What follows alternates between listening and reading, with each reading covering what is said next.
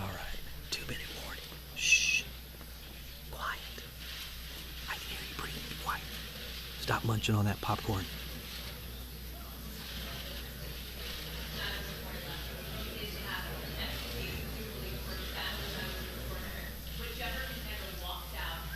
Hi, Dane.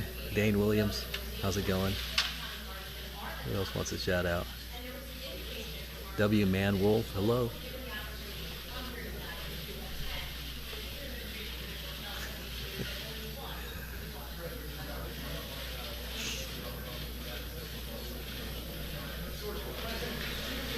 Jed the Deplorable. Hello to all the deplorables. Yay, Jed.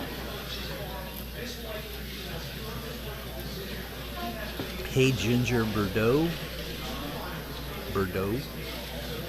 Travis, what's happening? Hello, Haram.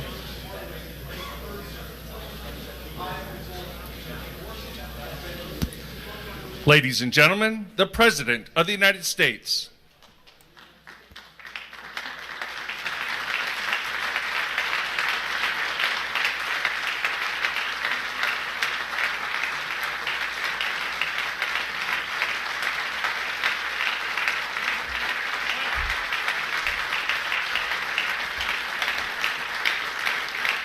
Thank you.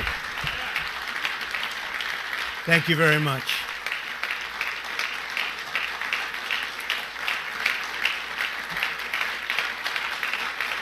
Thank you. Thank you very much, ladies and gentlemen. When Justice Scalia passed away suddenly last February, I made a promise to the American people. If I were elected president, I would find the very best judge in the country for the Supreme Court.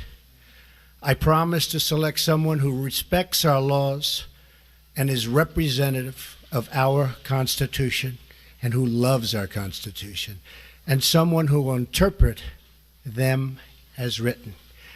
This may be the most transparent judicial selection process in history. Months ago, as a candidate, I publicly presented a list of brilliant and accomplished people to the American electorate and pledged to make my choice from among that list. Millions of voters said this was the single most important issue to them when they voted for me for president. I am a man of my word. I will do as I say, something that the American people have been asking for from Washington for a very, very long time. Today,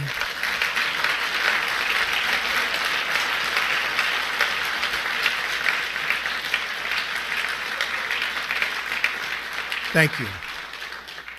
Today I am keeping another promise to the American people by nominating Judge Neil Gorsuch of the United States Supreme Court to be of the United States Supreme Court. And I would like to ask Judge Gorsuch and his wonderful wife, Louise, to please step forward. Please, Louise, Judge. Here they come. Here they come.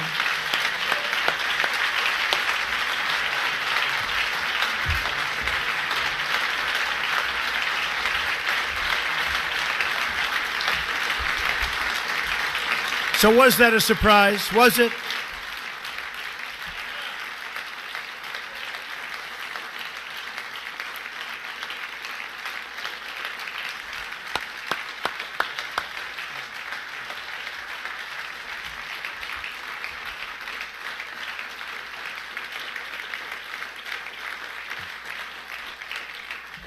I have always felt that after the defense of our nation, the most important decision a president of the United States can make is the appointment of a Supreme Court justice. Depending on their age, a justice can be active for 50 years, and his or her decisions can last a century or more and can often be permanent. I took the task of this nomination very seriously.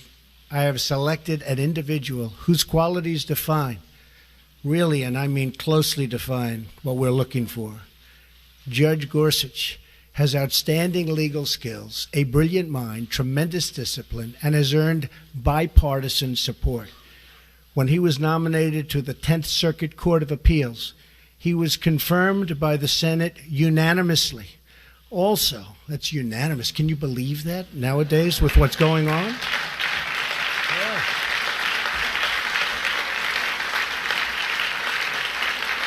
Does that happen anymore? Does it happen? I think it's going to happen, maybe again.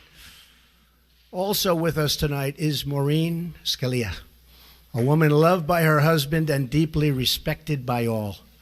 I am so happy she is with us. Where is Maureen? Please stand up. Thank you, Maureen.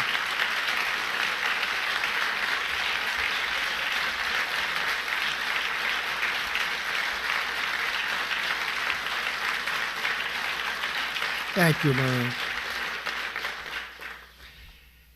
She is really the ultimate representative of the late, great Justice Antonin Scalia, whose image and genius was in my mind throughout the decision-making process. Not only are we looking at the writings of the nominee, and I studied them closely, but he is said to be among the finest and most brilliant, oftentimes, the writings of any judge for a long, long time. And his academic credentials, something very important to me, and that education has always been a priority, are as good as I have ever seen. He received his undergraduate degree from Columbia with honors. He then received his law degree from Harvard, also with honors, where he was a Truman Scholar. After Harvard, he received his doctorate at Oxford, where he attended as a Marshall Scholar, one of the top academic honors anywhere in the world. After law school, he clerked on the Supreme Court for both Justices Byron White and Anthony Kennedy. It is an extraordinary resume, as good as it gets. Judge Gorsuch was born and raised in Colorado and was taught the value of independence, hard work, and public service. While in law school, he demonstrated a commitment to helping the less fortunate. He worked in both Harvard Prison Legal Assistance Projects and Harvard Defenders Program. Brilliance being assured, I studied every aspect of his life. He could have had any job at any law firm for any amount of money. But what he wanted to do with his career was to be a judge, to write decisions, and to make an impact by upholding our laws and our Constitution. The qualifications of Judge Gorsuch are beyond dispute. He is the man of our country and a man who our country really needs, and needs badly, to ensure the rule of law and the rule of justice. I would like to thank Senate leadership. I only hope that both Democrats and Republicans can come together for once for the good of the country. Congratulations to you and your family. May God bless you. May God bless our glorious nation. Judge Gorsuch, the podium, sir, is yours.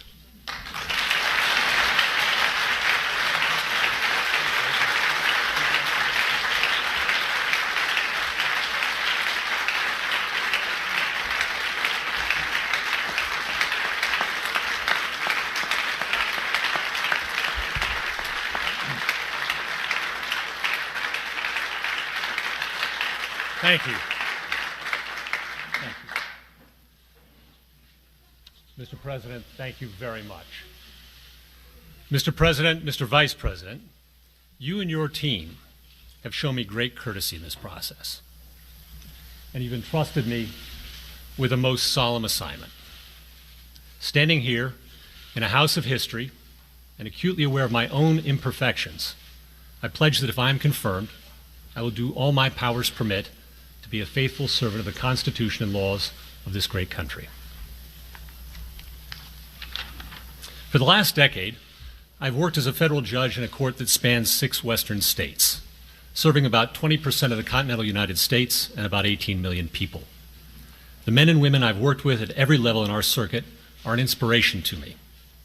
I've watched them fearlessly tending to the rule of law, enforcing the promises of our Constitution, and living out daily their judicial oaths to administer justice equally to rich and poor alike, following the law as they find it and without respect to their personal political beliefs.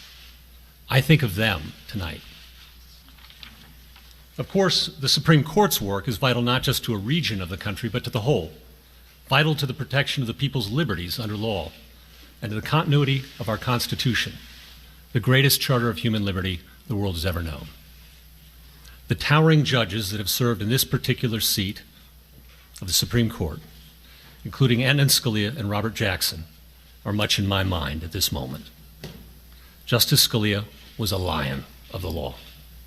Agree or disagree with him, all of his colleagues on the bench cherish his wisdom and his humor. And like them, I miss him.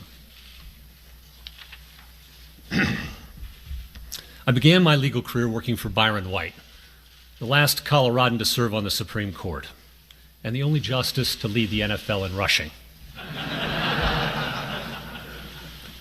He was one of the smartest and most courageous men I've ever known. When Justice White retired, he gave me the chance to work for Justice Kennedy as well. Justice Kennedy was incredibly welcoming and gracious. And like Justice White, he taught me so much. I am forever grateful.